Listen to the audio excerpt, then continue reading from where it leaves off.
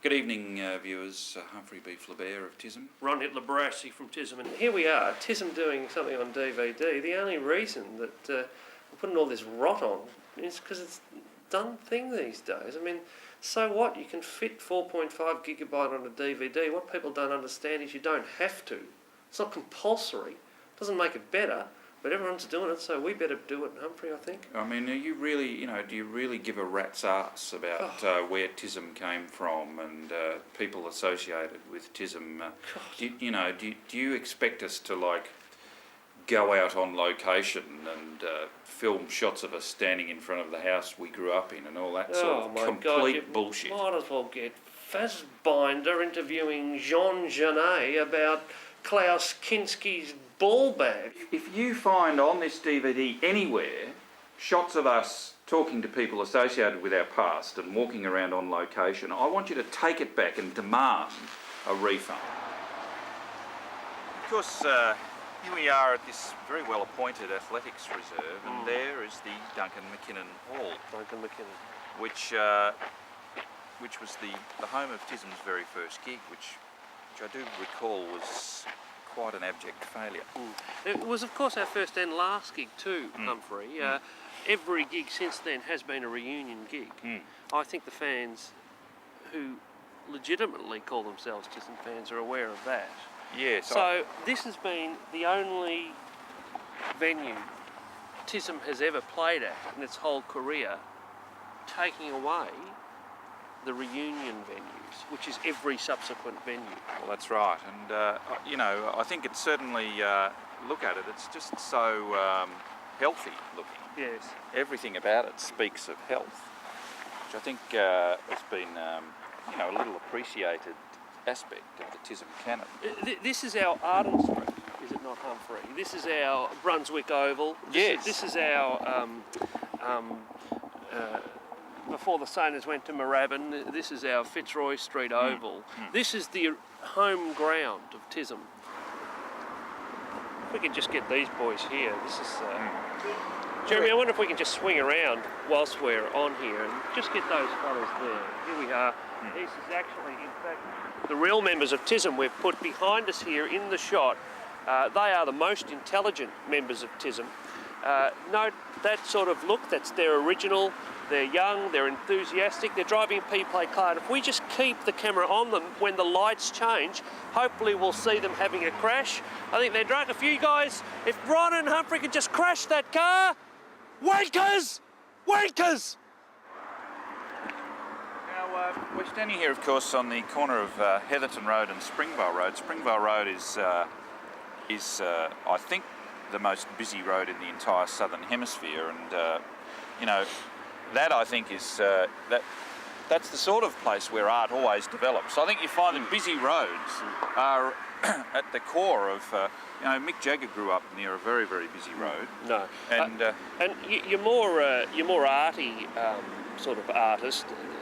They're nowhere near a three-lane expressway and carriageway. No. I mean, it's your three-lane carriageway that's the minimum requirement for your true rock and roll artist, I think. And here art is, of course, short for arterial, as you know. And there is, of course, a reference to this in one of our early songs where we make the claim that I did a great left-hand turn at Heatherton Road. I'd like to point out that that was a lie. None of us ever had the guts to do a great left-hand turn at Heatherton Road. We found this intersection so intimidating as young P-plate drivers that we always drove straight through it. The tram stop is only a quick 25k from here, and this is the sort of desert-like cultural wasteland that we grew up in. It was a tramless wasteland. I think also, Jeremy, we should note out there are no lesbians around here. There's no dance troupes. There's no creative artists. Very much there's no creative artists. No, clearly. This is the sort of world we grew up in. Ron, I recall one particular evening, absolutely enshrined in my memory, of us running from the door of the dressing room at the very salubrious Barwon Club Hotel in Geelong. Oh yes, I know. Outside the building, along the footpath to the sort of cistern-like stage door. So that's right. The viewers would have to understand to get from the stage to the stage door to the dressing room, you only had to actually go out onto Geelong Road on the footpath. And we were running in single, in Indian file, as we were very, very expertly drilled to do in those days. And one of the locals happened to be walking along in the opposite direction, and had a crack at me. Lifted the elbow, much in the sort of Divya Domenico style. Yes. I managed to avoid serious injury, and my lasting memory of that moment was the sound of knuckle, flesh, and sluicing blood as that local of Geelong encountered the man we refer to as Jan. Jan Wildebeest. Jan Wildebeest. Viewers, Jan Wildebeest and Andy South, the next two people you're going to see on your screen, have got the crabs. Geez, it's a real pain in the ass, working for a band like TISM. I mean, they're a great band and everything else, but on top of the, There's all the normal equipment. all the normal equipment, the setting up for the show, the dealing with the actors and everything else, but there's just always that something over the top with TISM. Oh, those stupid ideas they have and drag along. They've always got some sort of concept, some sort of plan, some sort of... There's, the leaf blowers.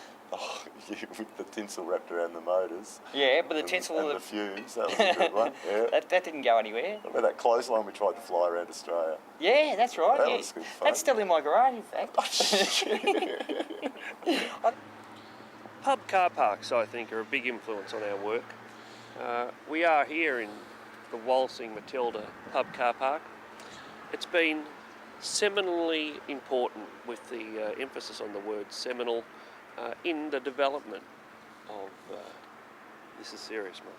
Well, I think that's right, Ron. You cannot underestimate the cultural significance of a head hitting the asphalt of a car park at high velocity. So I never hurt anyone. No. And, being part of that sort of environment, I think, enriches your art.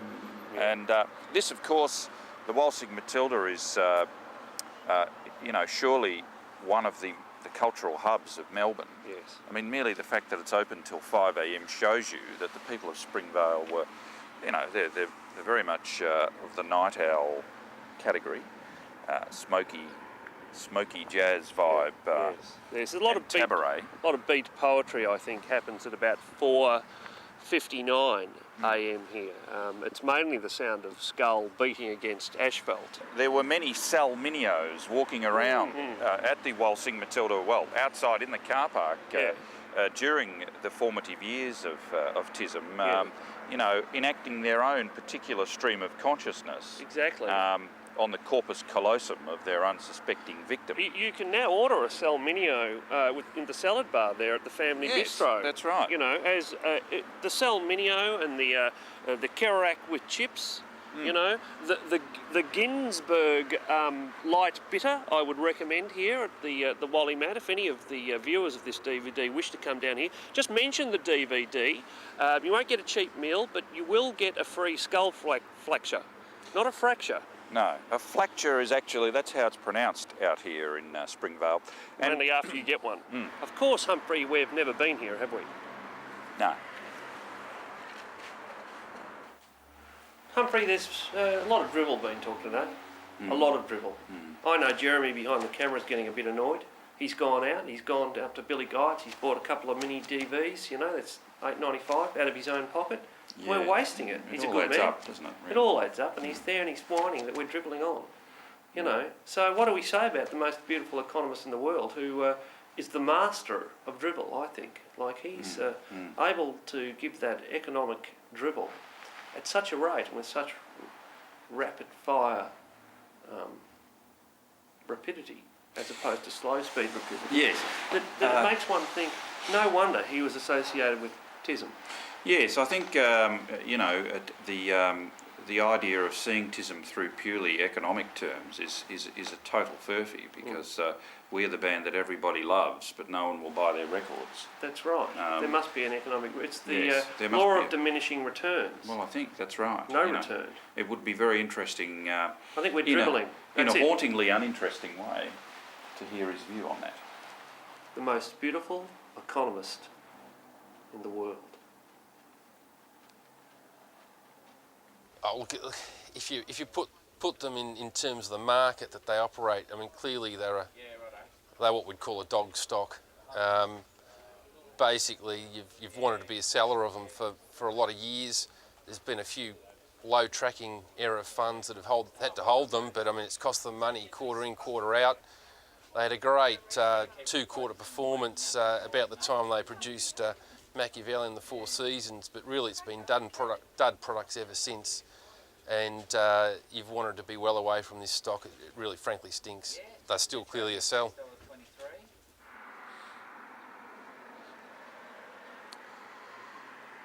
Well, Ron, this, of course, this moment is sending a chill up my spine, because we're here at View Road, Springvale, where I grew up.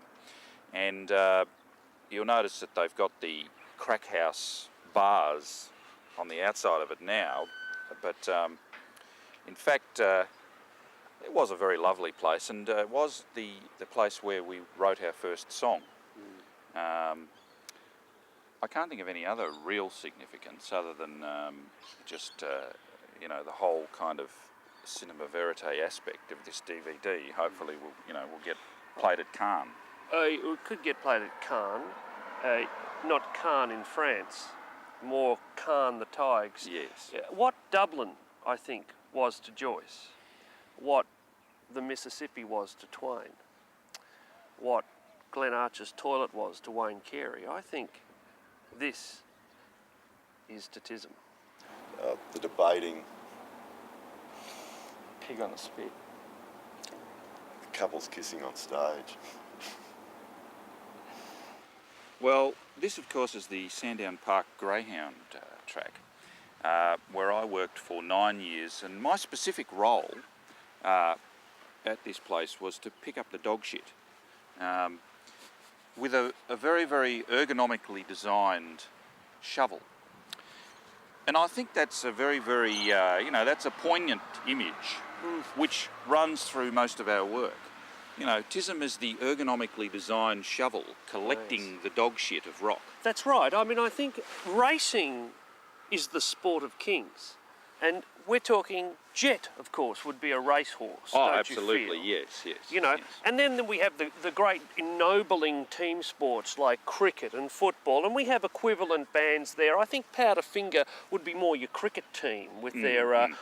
creams, they'd be wearing creams. They would I be think, wearing yes. creams, Yeah. you know. And of course, there are great bands that encapsulate the male bonding of football. We've got Hunters and Collectors and the whole post-punk. We have those little boys with Bronski spiky beat. hair, that sort of thing. Humphrey, Will and the Wrecker is a completely fictional character. Yes. And we're about to have an interview with Whelan, who, in his fictitious way, appeared with us during our very early phase, I remember. Yes, during the seminal early period of our reunion tour, and you may in fact notice Will and the Wrecker's presence in some of the archival footage, a fleeting presence involved in the art of blowing up balloons and handing them to the audience, giving out fairy floss and so forth, but entirely fictitious, a cipher. A Zephyr. Well, the audiences at TISM gigs very early on, in fact, the people that revolted them was unfortunately the core of their audience, which became a bit of a problem because they wanted names on doors, everything, as you could imagine, because they had the hair, clothes, purple hair, green hair.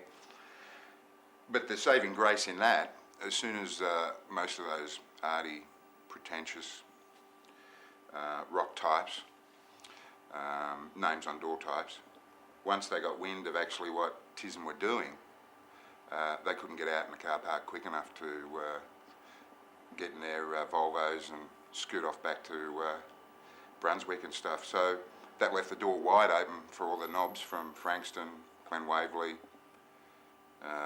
Springvale, which was good because they didn't care what they paid. They bought the merchandise, beat up each other in the car park. They basically were for a good time.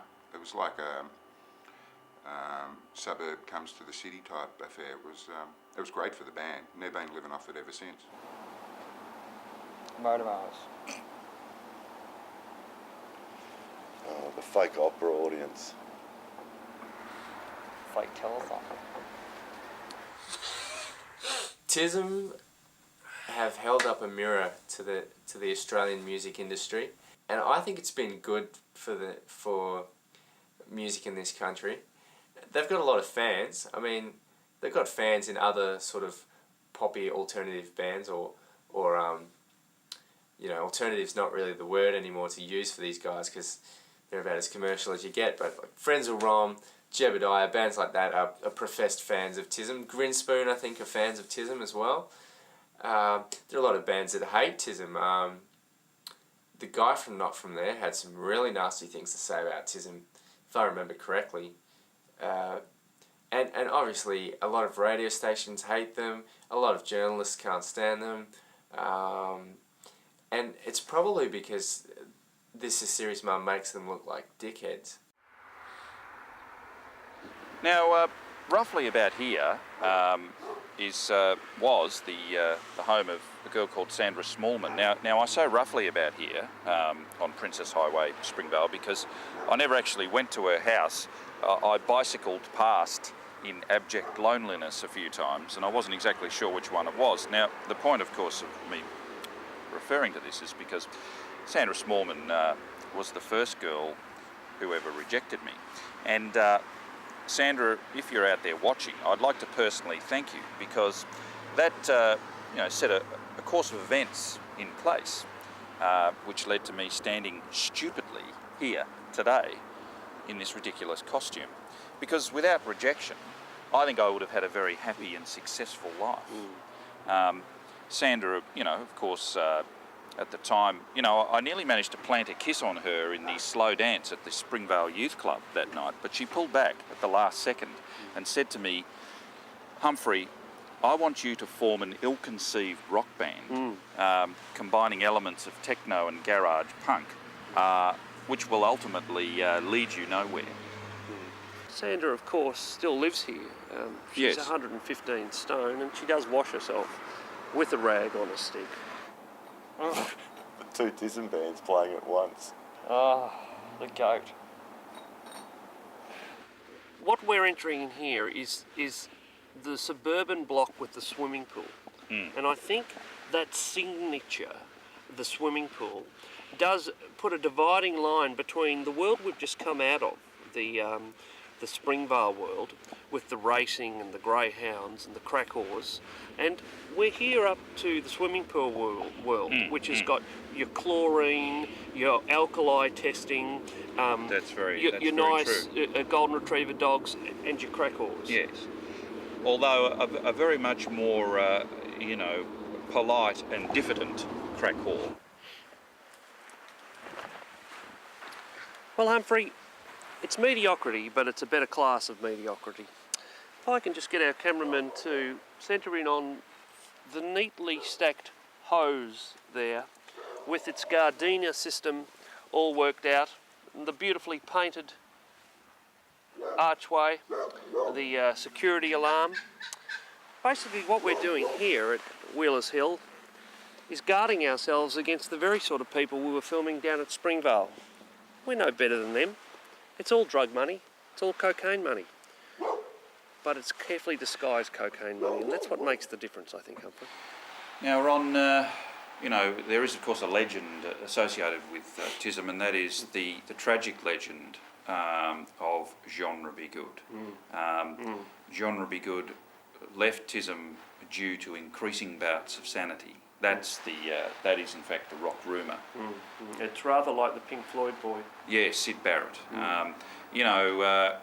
We don't really want to speak ill of of genre be good. We would like not to bring shame to his family, but let it just be said that there came a point when we realised that he was actually smart and longed for a life of happiness. Contentment, Yeah. family, kitchens, the whole suburban nightmare. Genre, your nakedness was a big part of your art. We're wondering if you could explain your views about nakedness and its relationship to the TISM corpus. Yeah, well, Ryan, it's got to remember that we're all nude under our clothes. 20 guitarists playing one note. The guy's hitting golf balls into the crowd. The problem about Fiscarella, though, the whole thing was director's cut. There was no proper cut. There was no audience cut. What's wrong with an audience cut these days? That's what we need. What about this? This is a whole new radical introduction to French cinema. A bit for the audience, not for the director. Has anyone heard of that? Why can they make a DVD where the edges aren't sharp so it doesn't hurt when you're wiping your ass? The tricycles. The white goods instead of amps. The washing lines full of washing. The fake encores. The rubbish bins. The onstage auction. The guys playing cards.